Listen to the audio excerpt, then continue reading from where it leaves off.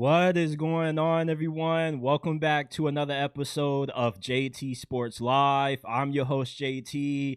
I appreciate all of the great birthday wishes that you guys have been sending me. A question that I've been asked frequently today is, JT, how does it feel to be 24? And honestly, I don't have an answer to that since I don't really know how it feels to feel 24. I don't know how it's ever felt to feel a certain age. It's not like as soon as your birthday comes, you wake up and you just all of a sudden feel bigger or stronger than what you did the previous day. All I'm keeping count is how many years I have left to go until I turn 40. Once I turn 40, that's when I'm officially out of my prime. I start to diminish physically, and I end up looking like Kareem Hunt. And listen, I'm not saying 40 is a bad age, anything like that. 40 just in my generation is considered unk status. So once you turn 40, you're an unk, and I'm trying to prolong those unk days as long as possible. Something else that, I'm trying to prolong is flat out riding off the Kansas City Chiefs winning the AFC West this year. I was checking the odds today, and shockingly, Vegas has the Chiefs as the favorites to win the AFC West, even though the Broncos just traded for Jaylen Waddle. So we have to dive into not only what impact Jaylen Waddle is going to have in this Broncos offense, but how good is he going to make the Broncos? This is a team that was just in the AFC Championship game. If Bo Nix plays in that matchup, who knows? The Broncos, not only do they make to the Super Bowl, maybe they win that thing. Who are the most impactful free agency signings? Which free agents this year are going to make huge impacts on their new teams to where maybe they help them get to the playoffs, help them improve more than what they were last year? And I saw something about the Carolina Panthers earlier today that kind of shocked me from what they've done so far for agency. The Buffalo Bills defense also is shockingly good. I wasn't that high on this defense at the start of this offseason, but with the moves they've made, with the hiring of Jim Leonhard as their defensive coordinator, the Bills might finally have a defense good enough to finally get them over the hump. The Atlanta Falcons are having a quarterback competition between Michael Penix and Tua, who's going to come out the starter for the Falcons week 1.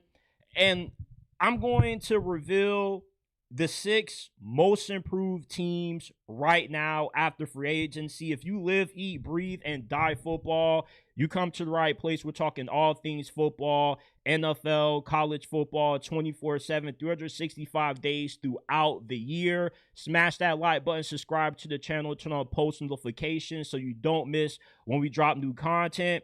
We're not just a YouTube channel, we are a podcast. You can find this episode on all podcasting platforms. Apple, Spotify, the links are down in the description and pinned comment down below. And let's dive into it, man.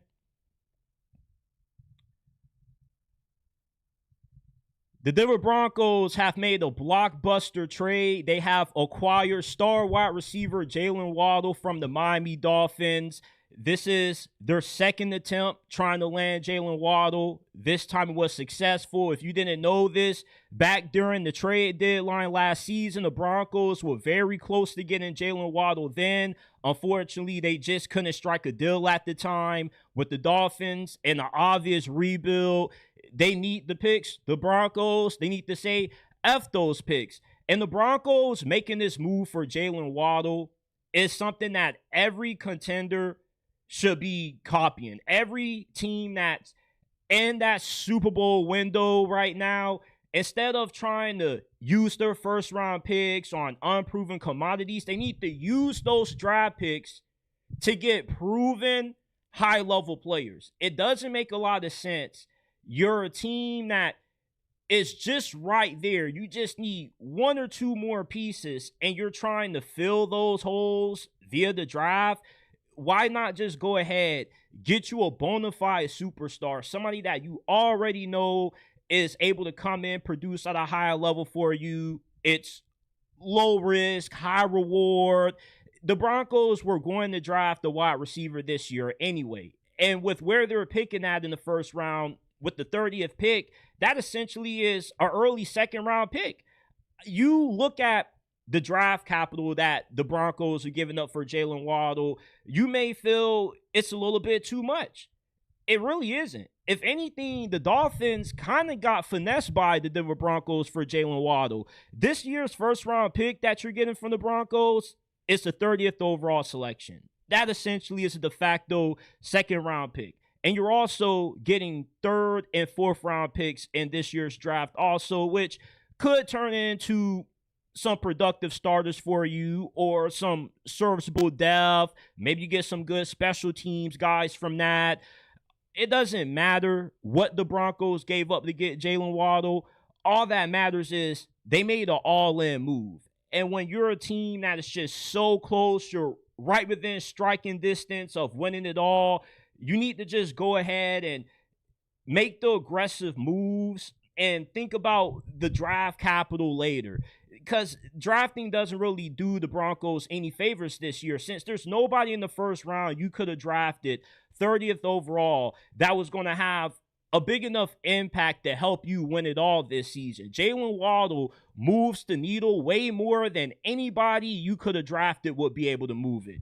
The Broncos offense is super stacked right now.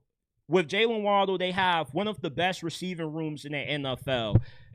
They have a lot of high-end talent. You got Courtland Sutton, Jaylen Waddle, a pretty formidable duo, but you also have guys like Pat Bryant, Troy Franklin. There's a good amount of depth in that wide receiver room. If a guy or two goes down, they have more than enough that can come in and fill the void, next man up mentality. They got an elite offensive line. Bo Nix also gets better with the addition of Jaylen Waddle. Jaylen Waddle is one of those wide receivers that can impact the offense on all three levels. You can have him running routes underneath in the intermediate parts of the field. With how good he is after the catch, he can take a 5-yard drag, a 5-yard slant, and turn it into a 20, 30-yard gain. He's a very good deep threat, one of the fastest players in the NFL.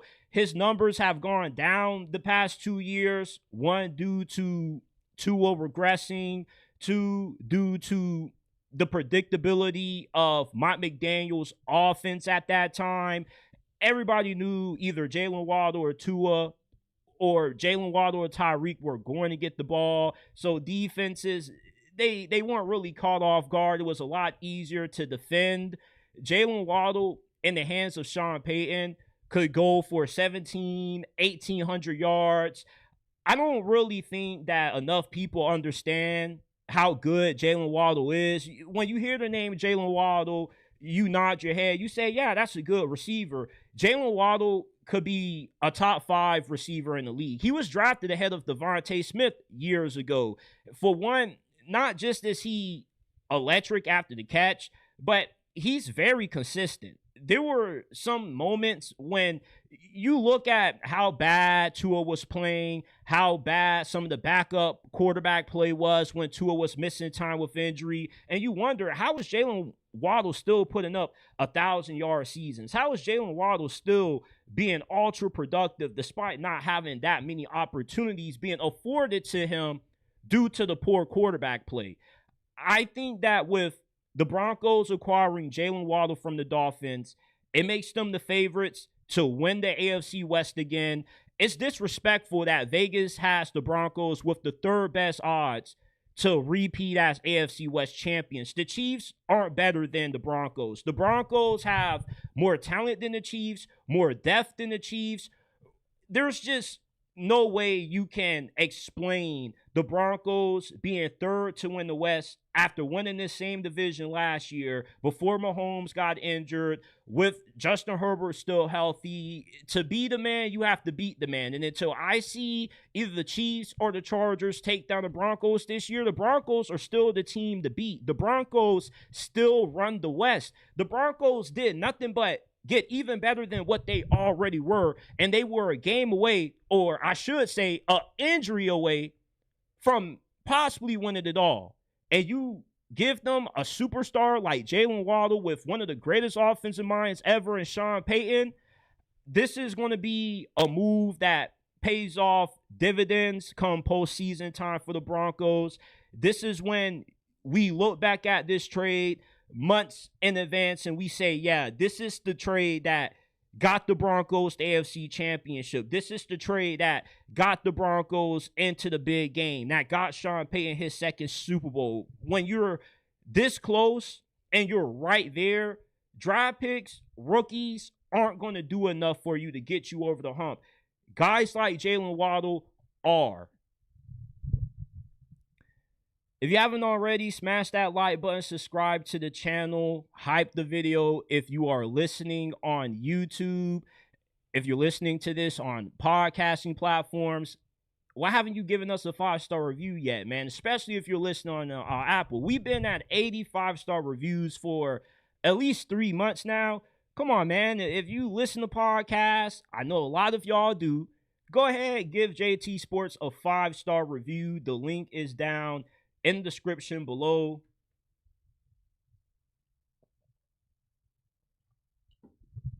Also, follow us on social media. You can find us at JT Sports _ on TikTok, X, and Instagram. DM any questions that you would like answered on a future episode. We also post a lot of extra content on those platforms. Make sure you follow us on Instagram, X, TikTok. All our social media platforms are in the description below. Now let's move on. Let's talk about the free agent signings that are going to have the biggest impact on their new teams this season. Starting off with Mike Evans going to the 49ers. The 49ers already were a good team. They already had a pretty solid defense. They already have a lot of talented receivers on the roster.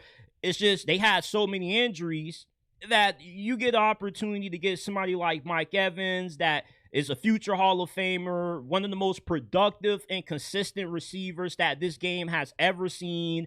And despite his old age, he still is really good. Age is a non-factor for Mike Evans. Father Time comes to collect for Hall of Fame level players a lot longer than he does for guys like Keenan Allen that are like borderline Hall of Fame players. Mike Evans still has about a year or two of elite play left in him. I think the Vikings signing Kyler Murray is a very big deal since J.J. McCarthy was the main reason why they missed out on the playoffs and why last season was such a massive disappointment. You're paying pennies for one of the more athletically gifted quarterbacks in the NFL right now. Kyler Murray isn't as. And even if he doesn't play as good as expected with the Vikings, you'll still have better quarterback play from Kyler than what you got from J.J. McCarthy. J.J. McCarthy sucked. J.J. McCarthy wasn't the worst quarterback in the NFL last year that was a starter. He was the worst pure quarterback in the league from starters and backups combined. J.J. McCarthy was the worst of them. I never understood why the Vikings were so high on J.J. McCarthy when all he did in college was hand the football off. He was a handoff merchant. The only time Michigan asked J.J. McCarthy to carry them to a win, you know what happened? They got upset by TCU in the first round of the college football playoffs. Say what you want to about Kyler Murray, whether you love him, you hate him, you think he's not good, you think he's washed. He's a massive upgrade from J.J. McCarthy. Kevin O'Connell had Sam Darnold playing good football. He was able to win a few games with J.J. McCarthy. He won a game with Max Brosmer. Kyler Murray already has a pretty high floor. Kyler Murray, when he's been healthy, he's played every game.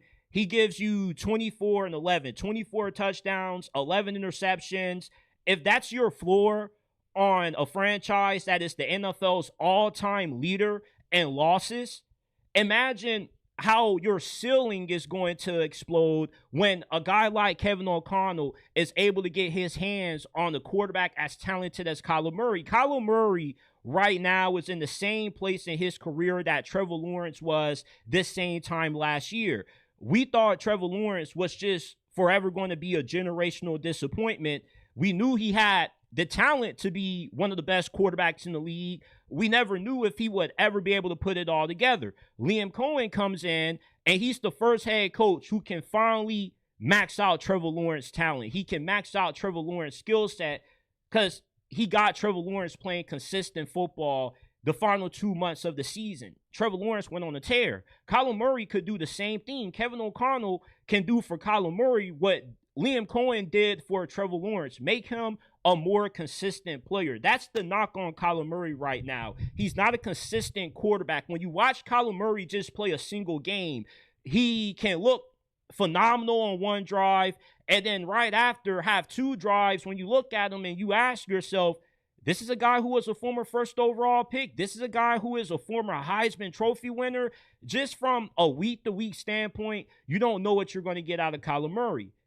Kevin O'Connell, you're going to get more consistency out of Kyler Murray than what you did with J.J. McCarthy. You didn't even get no consistency out of J.J. McCarthy. That was good. You got consistently garbage quarterback play out of him. And you're giving Kyler Murray one of the best supporting casts in the league as far as receivers goes. Jordan Addison, Jay Jettas, T.J. Hawkinson, a pretty solid offensive line.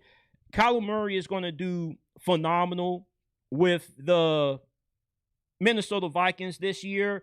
I love this signing. And they're not even paying a lot for him. They're getting this dude for pennies. So I don't really see how this signing can really be viewed in a bad light. This is a low risk, high reward signing that the Minnesota Vikings are making, bringing in Kyler. Now, Bradley Chubb just recently, a few days ago, signed a pretty good deal with the Buffalo Bills. He's getting paid around $14.5 million per season, which is a huge bargain considering how overinflated the pass rushing market has become. You got guys like Jalen Phillips, Adolphe Owe getting 4-year deals, $100 million plus, a lot of that fully guaranteed. Bradley Chubb last season had 8.5 sacks coming fresh off an ACL tear. And before his ACL injury the season prior, he had 11 sacks. He was on his way to becoming a B-tier pass rusher. Not a Max Crosby, Myles Garrett, TJ Watt kind of guy, but just a tier beneath that. And they say it normally takes you 2 years, 2 seasons to fully recover from Achilles injury and ACL injury. I know that with Bradley Chubb, about to turn 30 years old, some might be a little bit skeptical, and you may feel this is another signing that your general manager is making when he's banking on an injury-prone edge rusher that is up there in age, that isn't really going to have that big of an impact on your defense in the playoffs. I don't see Bradley Chubb working out the same way that Von Miller and Joey Bosa have for the Bills. Unlike those guys, Bradley Chubb still is in his prime. Even when he turns 30, when you turn 30, you don't magically just become ass, okay? Some players can still play good football well into their later 30s. Look at Khalil Mack right now. Bradley Chubb on the Buffalo Bills, what he gives you is a consistent 8.5 sack plus guy every year. You weren't getting that out of Joey Bosa. You weren't really getting that out of Von Miller. And in the playoffs, you're getting a guy in Bradley Chubb that can make some big plays for you in the fourth quarter. You need a closer coming off the edge if you're trying to win it all. And you didn't get that with Von Miller. You didn't get that with Joey Bosa. You finally could get that in Bradley Chubb. And also, he's in a very good scheme that he's already very familiar with. Now, Trey Hendrickson is another edge rusher in free agency that got a big payday. Even though it's not outrageous payday, his salary actually is a pretty huge steal. He's getting under $30 million. Now, the guaranteed money is pretty good, but this guy's making less than Jalen Phillips, which is a huge steal for the Baltimore Ravens. And plus, if you get the Trey Hendrickson that was leading the league in sacks, 17.5. you're going to have a very, very good pass rush this year. The pass rush is the only thing that the Ravens haven't been able to figure out in the draft. They haven't really been able to figure out the pass rush in free agency either. They more so just bank on older, regressing guys to help out with the pass rush. So bringing in a guy like Trey Hendrickson, sure, he's old.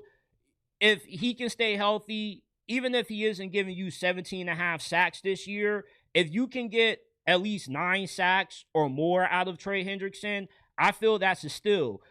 A guy like Trey Hendrickson, like with the Bills with Bradley Chubb, these are players that have to be a crucial factor in your defense getting off the field late in the fourth quarter. The Ravens haven't had a disruptor coming off the edge that can just change the game, that can just swing the momentum of a game. We saw Von Miller have a momentum swinging play when Lamar fumbled a few years back when the Bills and the Ravens met up in the divisional round, and he housed that thing back all the way to the crib for 6.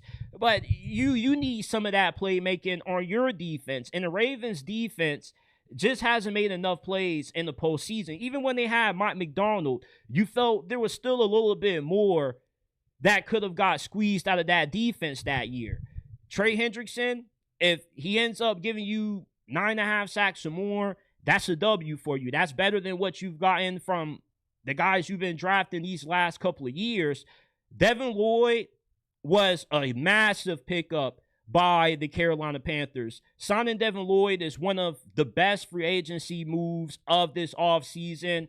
Devin Lloyd makes the Carolina Panthers defense better just by himself, since he's a jack of all trades linebacker. When he was on the field for the Jaguars last year, they were a top 10 unit. He was the only linebacker in the NFL that had an 80-plus grade from Pro Football Focus against the run and the pass. And he also was the third best linebacker when he was sent on blitzes.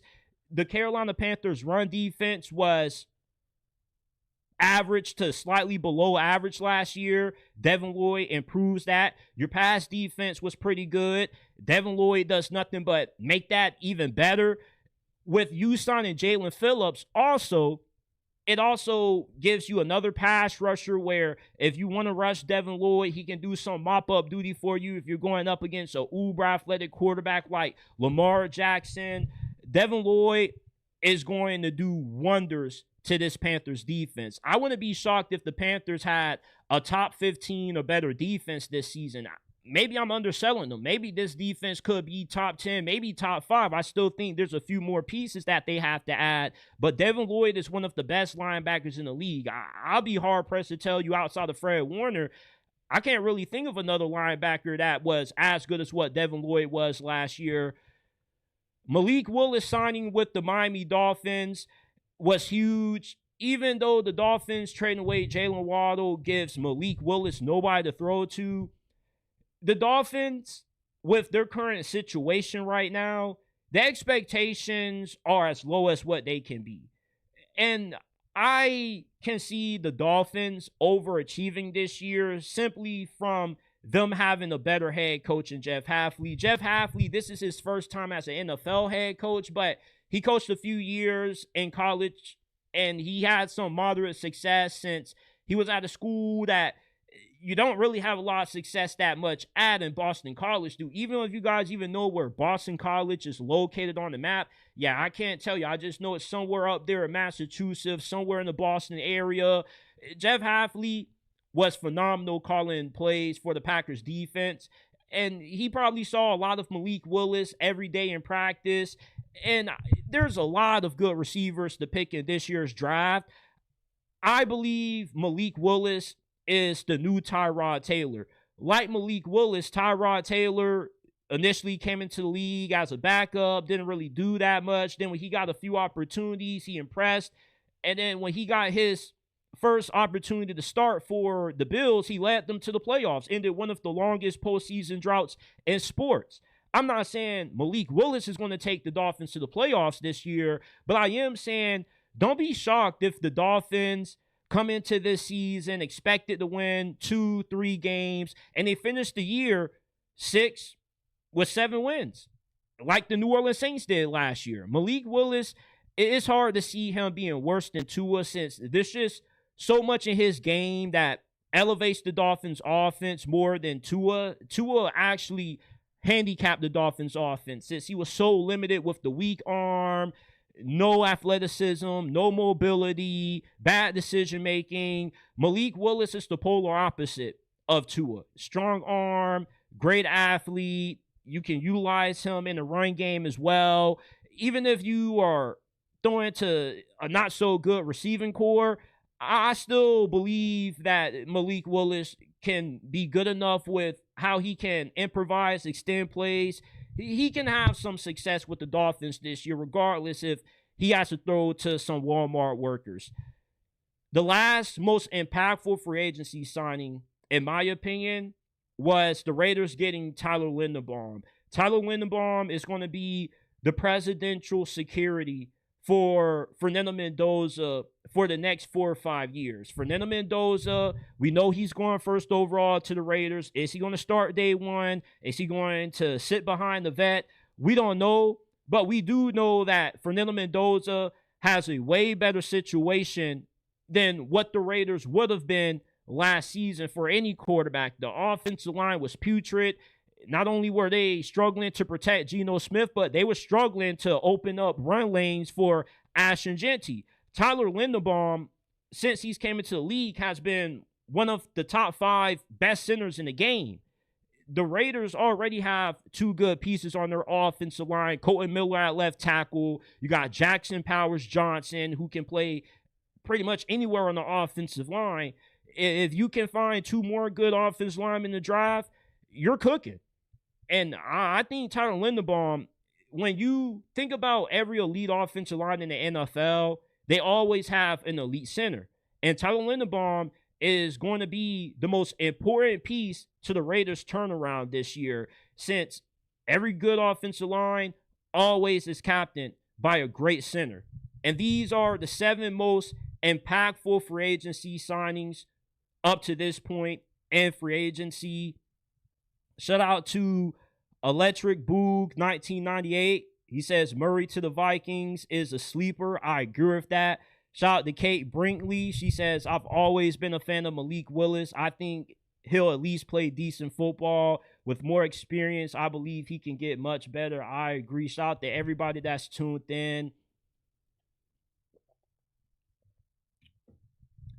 If you haven't already, smash that like button, subscribe to the channel, turn on post notifications so you do not miss when we drop new content. We just live, eat, breathe, and die football 24/7, 365 days throughout the year. We're talking everything pertaining to football. So if you love football as much as I do, what are you waiting for? Go ahead, subscribe, turn on post notifications so you don't miss when we drop new content. The Carolina Panthers have been making some very good moves in free agency. At the start of this offseason, the biggest issue the Panthers had to fix was their many holes on defense, primarily on the defensive line. For the past 3 seasons, the Carolina Panthers have been bottom 3 in the NFL in sacks. So you have to overpay for Jalen Phillips. You give him a 4-year deal worth $120 million. And so far, Jalen Phillips at best has been a 7.5, 8.5 sack guy. With this contract, you're hoping that he can elevate his play, stay healthy, and give you 9, maybe 10 plus sacks per season. You already have some decent pieces on the defensive line outside of Jalen Phillips. Obviously, we know how good Derek Brown is, but Nick Scourton had a pretty solid rookie season. He was tied for the league in sacks on the Panthers with 5. If he can build off a solid rookie season and maybe he ends up becoming a 6, 7, 8 sack guy for Carolina, you draft a Caleb Bangs or Peter Woods at defensive tackle with your first-round pick this year, you're going to solidify your defensive line. Now, the Panthers signing Devin Lloyd automatically improves this defense without a single game being played, since Devin Lloyd, it's just a jack of all trades linebacker. He's great against the run and the pass. He was one of the highest graded linebackers in the league by Pro Football Focus. He was the only linebacker to finish with 80-plus overall grades against the run, the pass. He also had the third most pressures among linebackers. So you're not just getting somebody that's good in pass coverage, that's good against the run, but with a pass rush that has struggled for the past 3 years, having a very good blitzing linebacker also helps. And then it also makes your defense more unpredictable, since you don't really know what the Panthers are going to do with Devin Lloyd snap to snap. Are they going to drop him back in coverage? Or are they going to use him as a spy? Or are they going to use him as extra help getting after the quarterback? Devin Lloyd just makes everything about the Panthers defense better. And yes, one player is good enough to have this impact. I live in Jacksonville, and I watch every Jaguars game. When Devin Lloyd was healthy, the Jaguars had a top 10 defense. When Devin Lloyd had to miss a few games with injuries, the Jaguars defense wasn't the same. And with the improvement that the Panthers have made in free agency on defense, they have the most complete team in the NFC South right now. Now, they still do have a few holes, but compared to the other teams in this division, they don't have gaping holes that are just so significant. There's no way to overcome it. I think that the Panthers, they have a few positions that you would like to add a little bit more talent to, but from top to bottom, offensive line, receivers, depth on defense, talent on defense, the Panthers are a pretty solid team, which is why it's shocking to me that Vegas is disrespecting the Panthers, projecting them to finish in last place in the NFC South this year. The Saints aren't better than the Panthers. The Atlanta Falcons have lost a lot on the offensive line. We have some concerns about what's going to happen with their star pass rusher, James Pierce Jr., who had 10.5 sacks as a rookie. And then the Buccaneers still have Toilet Bowles as their head coach. They're not going anywhere but further down. So just go ahead and count them out. The NFC South is the Carolina Panthers to lose once again this year. As long as Bryce Young doesn't sell, he can build off a very good campaign in 2025. There's no reason why the Carolina Panthers shouldn't win the NFC South, and why they shouldn't win this division a lot more convincingly than what they did last year. With what the Carolina Panthers have right now, this at least should be a 9-win team or better. Now, there are other teams in the NFC South that are getting better. I think the Saints are trending in the right direction. The Atlanta Falcons, you just really don't know how their quarterback battle is going to play out, how it's going to work with Kevin Stefanski. Can he get that situated? But there's no team in the NFC South right now that is as complete as what the Panthers are. They have some positions that need improvement, but they don't have positions where it's like there's just no talent at all. You just have to completely build that thing up via the draft. That's where the Panthers were at last year around this time. Their defense just had nobodies on it. They just had holes and secondary holes at corner. Now you just look at the Panthers and you're like, our pass rush isn't great. It's not ass either, though. We're just one or two guys away from really solidifying that thing.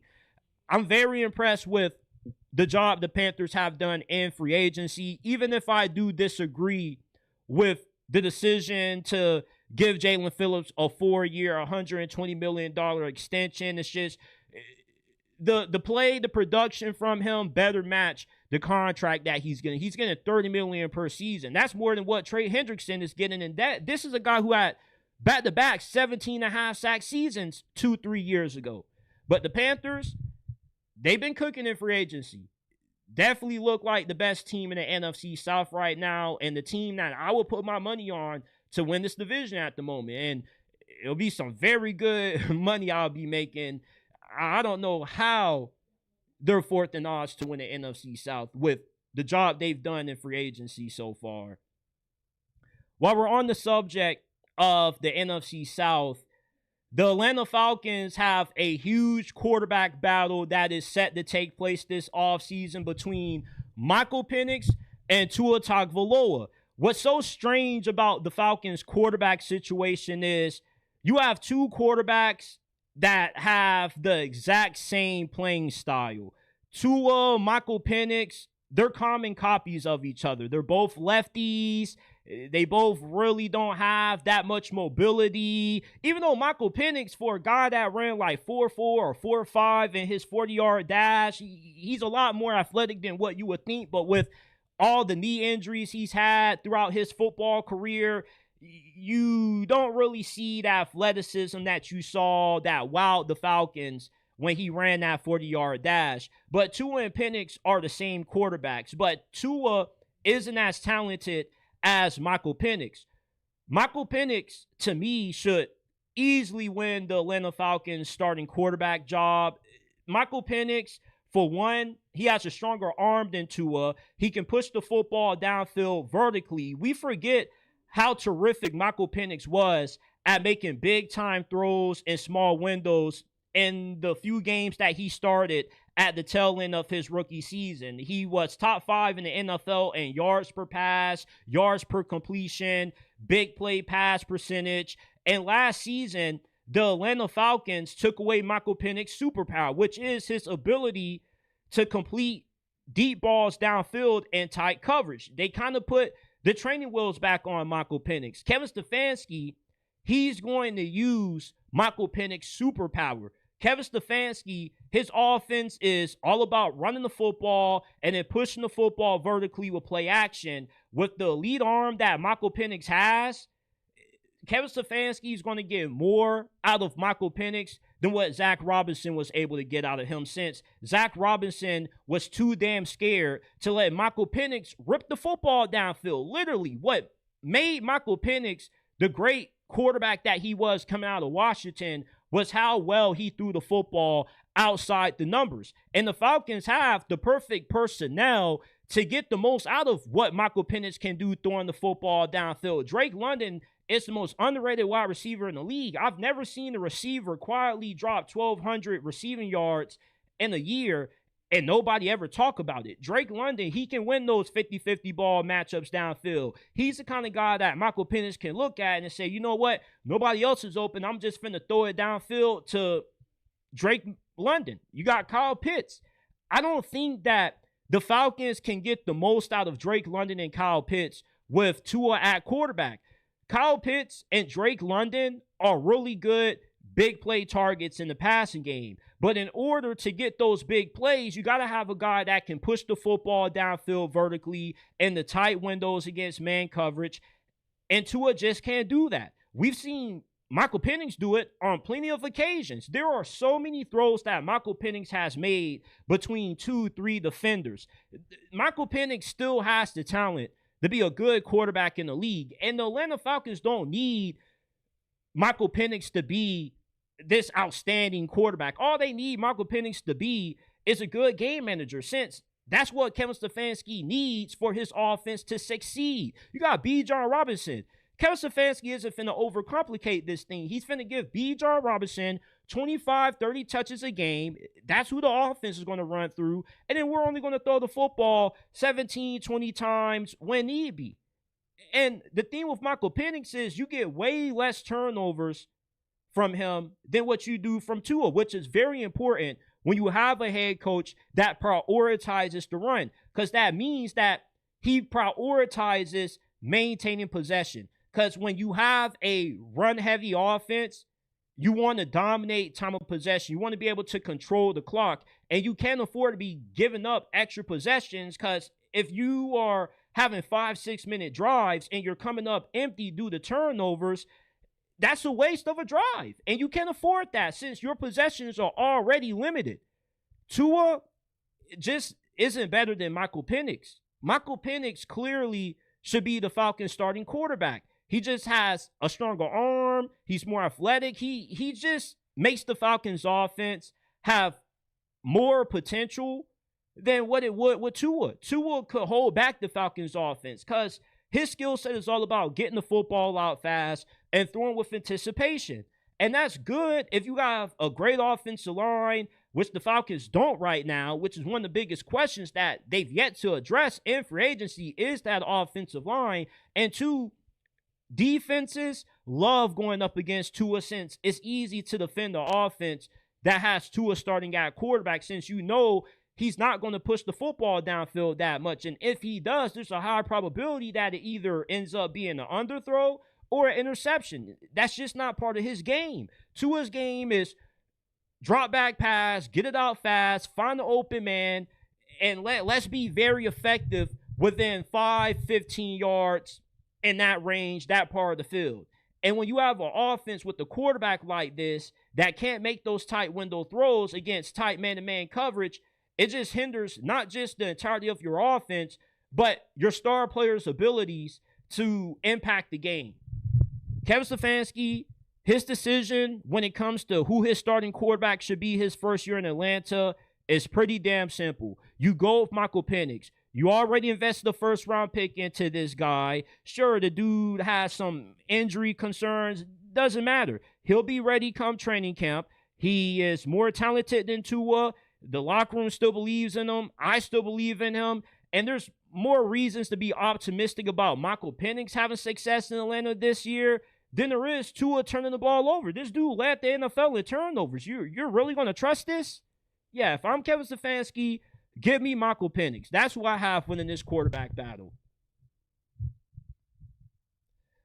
I'm very scared of the Buffalo Bills defense this year. This defense is finally going to play at the level that it should have been playing at all these years under Sean McDermott.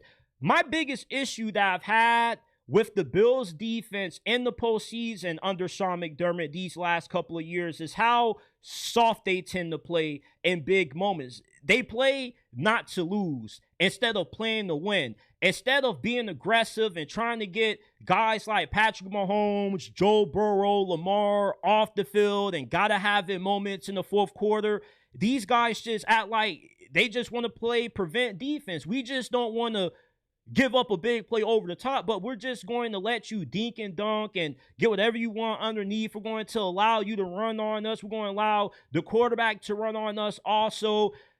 What you've seen out of the Bills defense all these years under Sean McDermott, you are not going to see with Jim Leonhard taking over as your defensive coordinator.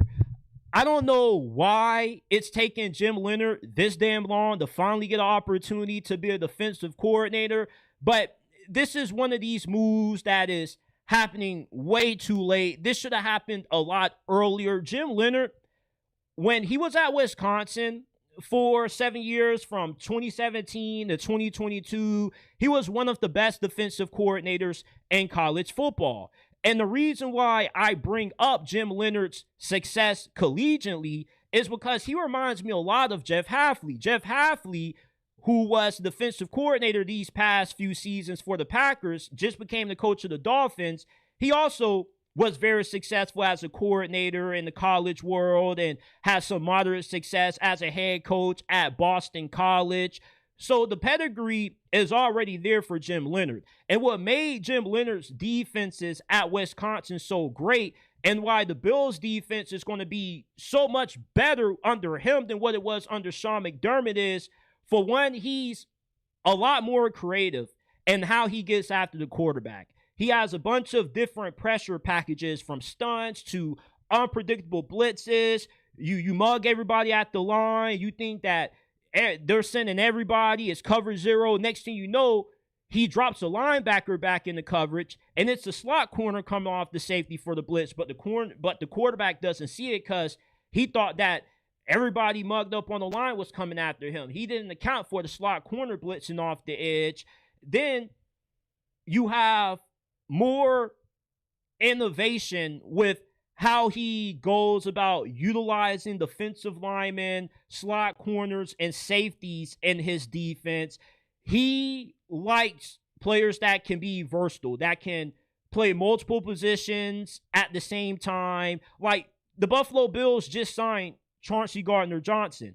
Chauncey Gardner-Johnson and Jim Leonhard's defense isn't just going to be playing safety. In some situations, depending on the matchup, depending on the opponent, Jim Leonhard may tell Chauncey Gardner-Johnson, hey, We want you playing more in the box. We want you playing more near the line of scrimmage. We want you playing in the slot a lot more. And you got to have some moments with Bradley Chubb. Maybe Jim Leonhard says, we want to move you a little bit more inside this game. There's just so much innovation to Jim Leonhard's game. So many small intricacies that make his defenses very good. I was very shocked that the Buffalo Bills hired Jim Leonhard, because Jim Leonhard should have gotten the defensive coordinator job years ago, and it's taken so long for him to finally get a DC opportunity. You kind of got to wonder, like, how fast is it going to take for him to get a head coaching job? Jim Leonhard, if you're a Bills fan, enjoy him while you have him, because he's not going to be around for long. This is one of those guys that everywhere he's assistant at, the head coach always says, yeah, Jim Leonhard is a future head coach in waiting. And it took him so long to finally get this opportunity. I kind of started to give up. I didn't even know that people even knew who Jim Leonhard was. If you are a diehard football fan like how we love, then if you follow Jim Leonhard at Wisconsin, you already know what's up with what he's going to bring to this Bills defense. You also made some very big signings in free agency. The Bills, they bring in Bradley Chubb on a pretty favorable deal. Anytime you can get a guy that gives you 8.5 sacks in the season for $14.5 million, that's a huge bargain, considering that guys like Adolphe Owe, Jalen Phillips are breaking the bank right now, getting like 25, nearly 30 million per season, despite not being warrant or justified of making that kind of money with how they produced these last few years. And the thing about Bradley Chubb is there's some hidden potential that Jim Leonhard can bring out of him that no other DC has gotten out of Bradley Chubb. Bradley Chubb, when he was really starting to ascend and you thought he was about to become an elite tier edge rusher like a Myles Garrett, a Michael Parsons, he tore his ACL. And fresh off an ACL injury, he had 8.5 sacks last year.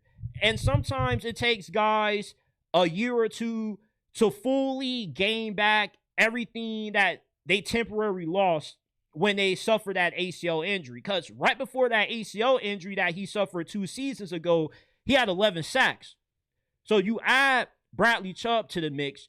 This is somebody that in the playoffs, in the fourth quarter, with the aggressiveness of Jim Leonhard, can make a game-changing play and win you the game on defense. Your defense has lost you games in the playoffs so many times. It's hard to keep up the amount of times your defense showed in the playoffs. Obviously, we will all remember 13 seconds. We will go to the grave remembering 13 seconds, what the Chiefs did to the Bills to demoralize them once again. You won't see anything like that happening with Jim Leonhard as defensive coordinator.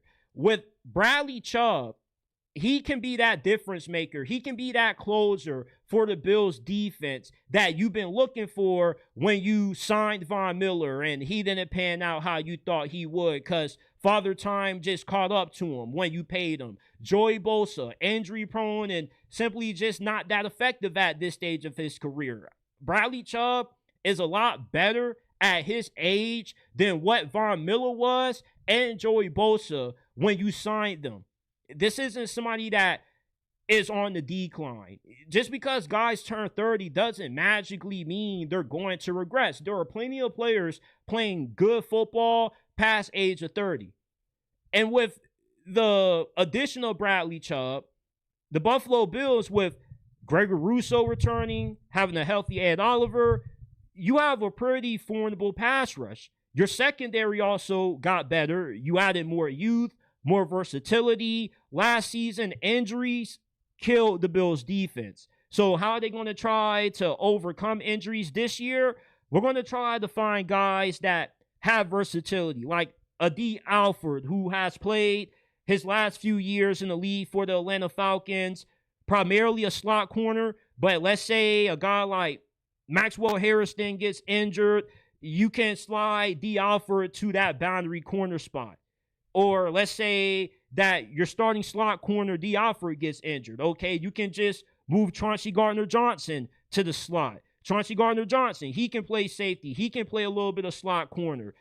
And Geno Stone, who is an experienced veteran in this league, who has started for at least 5-6 years now. He can be good depth for you. He could be a serviceable starter for you if you need him to slide in and start for a few weeks.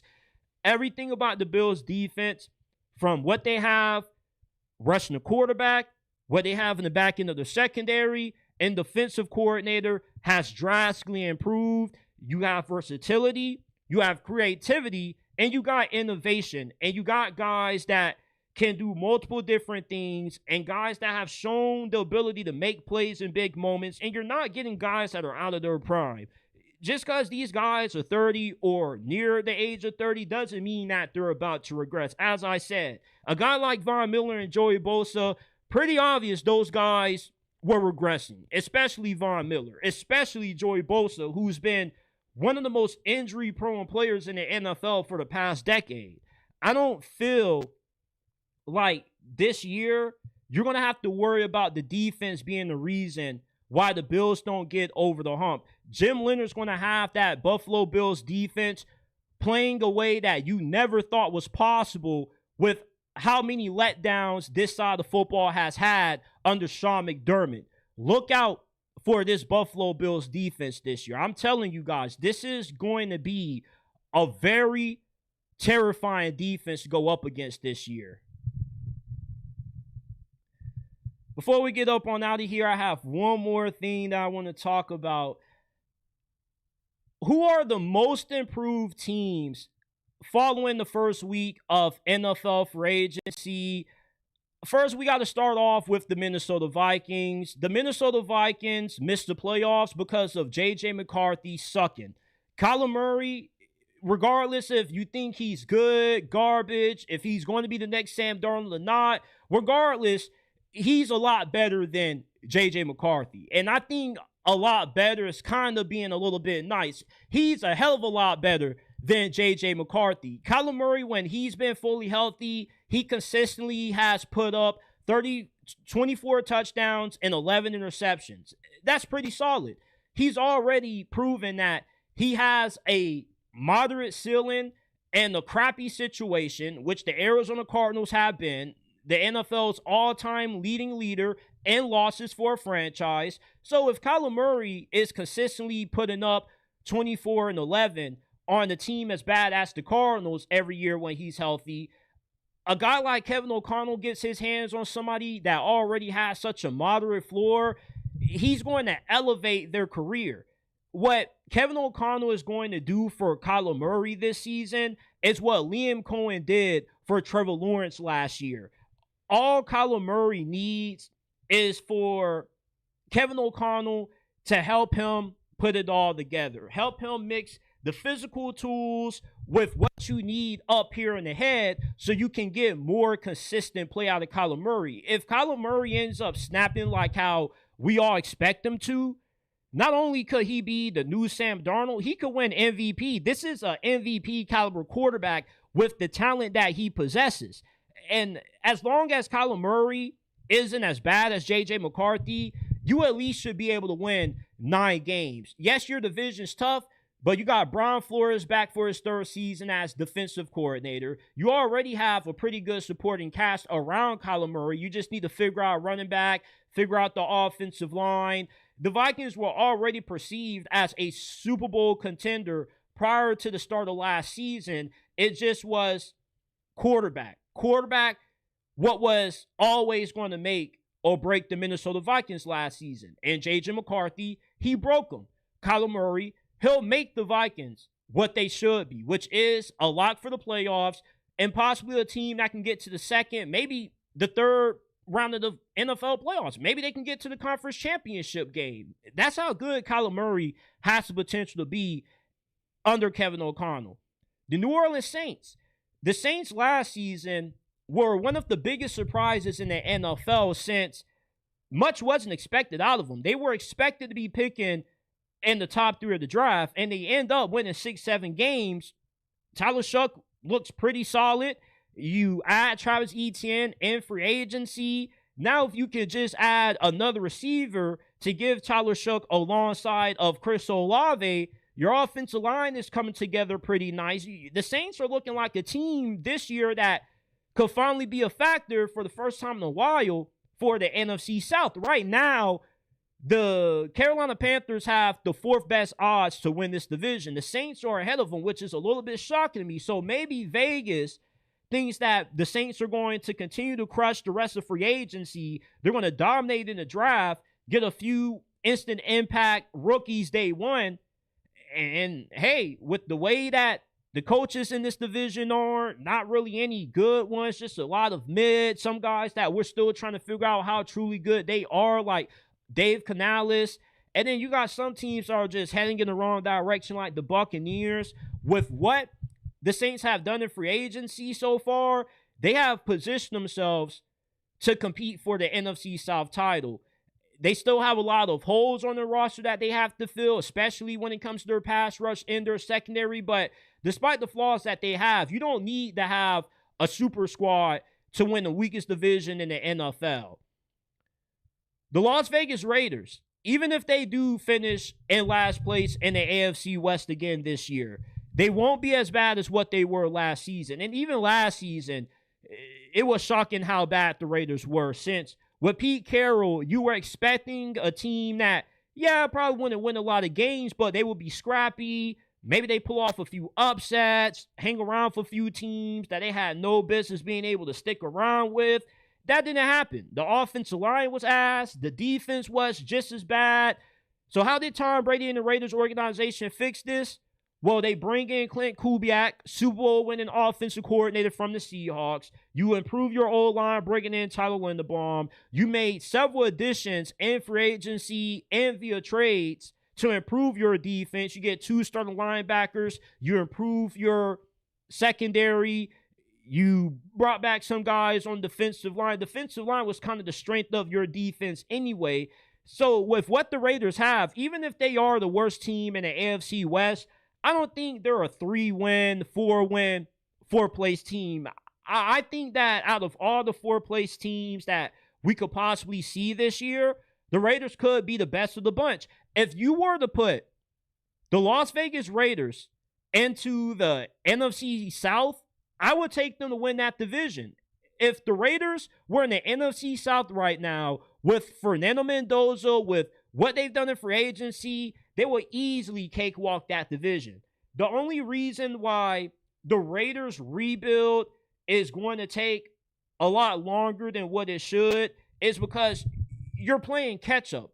The Chargers, the Broncos are already Super Bowl contenders from a talent standpoint. They have Super Bowl caliber rosters. The Chiefs, you just give them the benefit of a doubt because they're the Chiefs. They'll shake back because that's just what the Chiefs have earned. So with the Raiders, it's going to take at least another offseason or two to have a Super Bowl capable roster if you continue to make good free agency signings, continue to crush it in the draft. This is definitely a better team than what they were last year. Now, the Buffalo Bills, this could be a little bit controversial putting the Buffalo Bills on here since, they were already a Super Bowl contender. How much better can they get?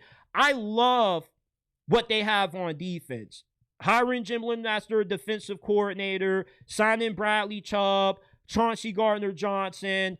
Those are moves that are going to be very impactful for the Bills this season. And you're going to see a vastly more improved defense.